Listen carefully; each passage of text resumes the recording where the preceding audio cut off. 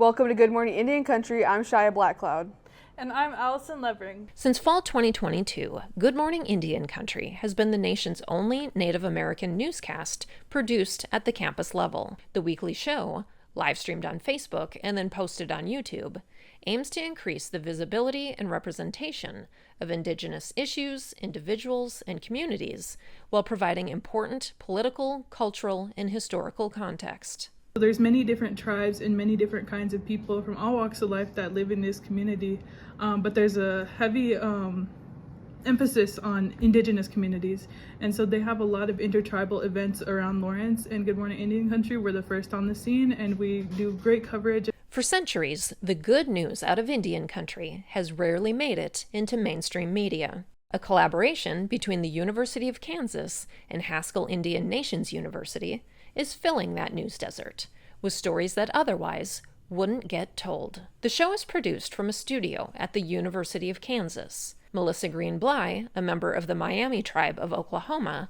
leads the team of college students. These students coming from different backgrounds and different campuses coming together in one newsroom with a shared purpose is really different and really important, honestly. Although Good Morning Indian Country has only existed for a few years, it's clear this production has already had a significant impact on students and the communities that they serve. I love this because we get to represent our people. This is something that's never been done before. This is the first of its kind. And I think it's really important too because our elders never really got to see anything like this. And it being in their lifetime is something that's really amazing and it makes me feel good. Good Morning Indian Country matters because this is representation in the media that we've never seen before. It matters because we're students and we have a voice and we have a care for these issues that are happening throughout Indian Country.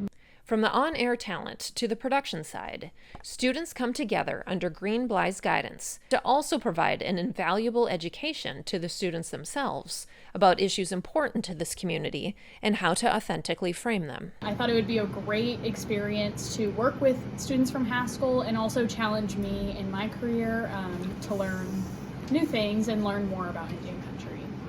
Overall, less than 0.5% of professional journalists are Native American, so this kind of opportunity opens doors to provide support and training. It was something that I just joined because I thought it would be cool, and then I became really passionate about it because with my friend Allie, we both came in here not knowing what it was, and we had different career paths. We both changed our majors to media communications. I come from the Ho-Chunk Ni Sot Chachi, which is known as the along the Missouri River, north of the Missouri River, and we're known as the people of the big voice. And I grew up around storytellers. That's kind of our ways. That's our tradition, is oral communication, oral tradition, oral storytelling.